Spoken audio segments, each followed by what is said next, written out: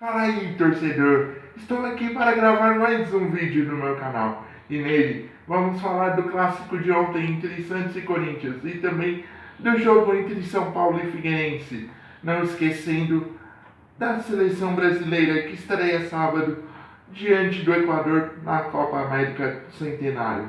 Bem, vamos começar pelo clássico, que foi disputado ontem na Arena do Corinthians, onde o time da casa começou o jogo pressionando o Santos. Mas temos que levar em consideração a omissão, a covardia do técnico do Santos, que não entrou em campo com nenhum atacante. Entrou com 4 zagueiros e 6 jogadores no meio de campo. Isso acabou prejudicando as ações ofensivas da equipe, que no primeiro tempo não existiram praticamente. É verdade que a primeira chance do jogo foi da equipe do Santos, logo aos 3 minutos, após uma cobrança de escanteio, em que o jogador Renato perdeu a chance de abrir o placar. E talvez, se essa chance tivesse sido convertida, o jogo seria outro. E depois disso, o jogo ficou praticamente inteiro na mão do Corinthians, né, no primeiro tempo. Porém, o Corinthians abusou das jogadas pelo meio de campo, o que foi um erro, pois a equipe do Santos estava totalmente concentrada nesse setor do campo, o que dificultou as ações ofensivas. E isso acabou que a equipe criou muito poucas chances de gol. E as que criou foram através de bolas cruzadas na área e de chutes de longe. Porém, no primeiro tempo, o goleiro do Santos, Vanderlei Teu, esteve impecável e neutralizou todas as chances criadas pela equipe do Corinthians. No segundo tempo, o Santos entrou em campo de uma maneira diferente. Colocou 3 atacantes, é isso mesmo. Do primeiro para o segundo tempo, o Santos colocou em campo 3 atacantes,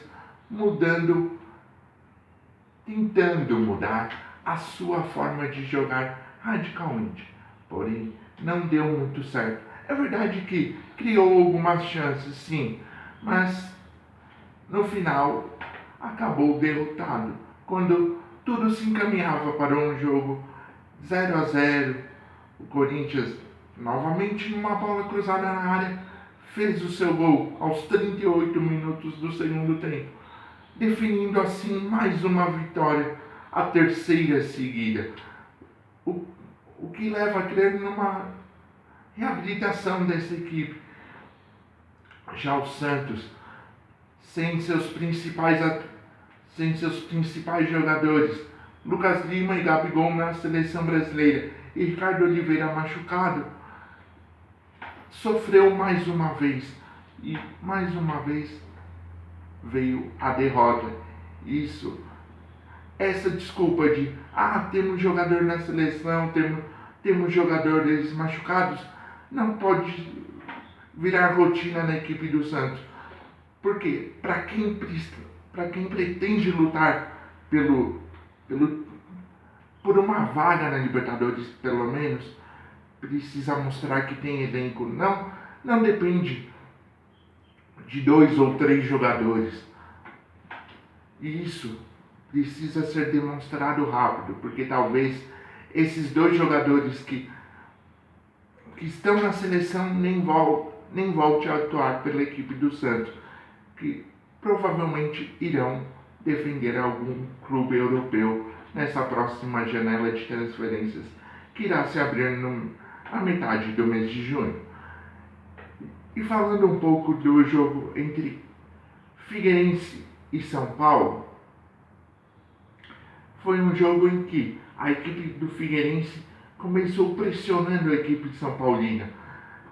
E essa pressão deu resultado rapidamente.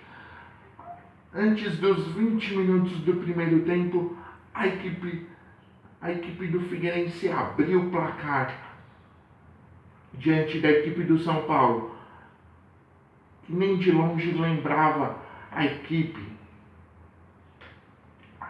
que jogou domingo diante do Palmeiras.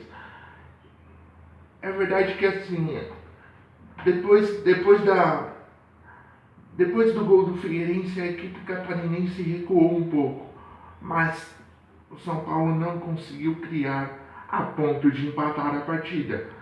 E isso deve virar um problema, pois o seu principal meio de campo, o cérebro da equipe, aquele que cria jogadas, foi convocado ontem para a seleção brasileira e desfalcará a equipe do São Paulo pelas próximas 6 rodadas do Campeonato Brasileiro.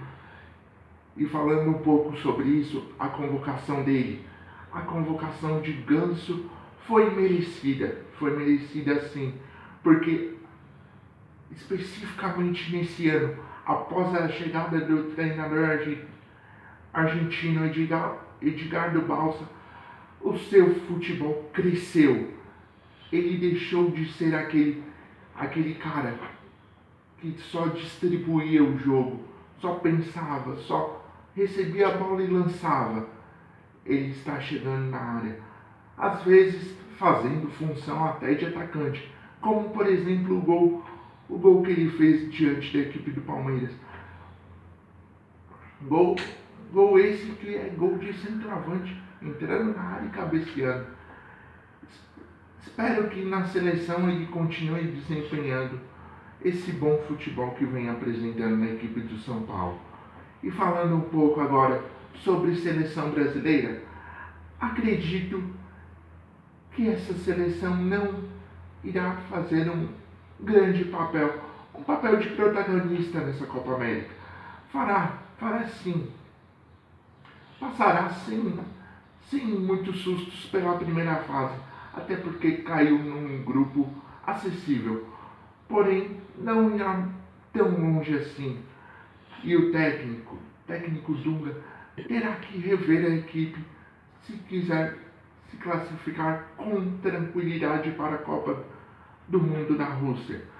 Bem, e para encerrar este vídeo, vamos fazer uma breve análise do jogo entre Palmeiras e Grêmio que ocorrerá hoje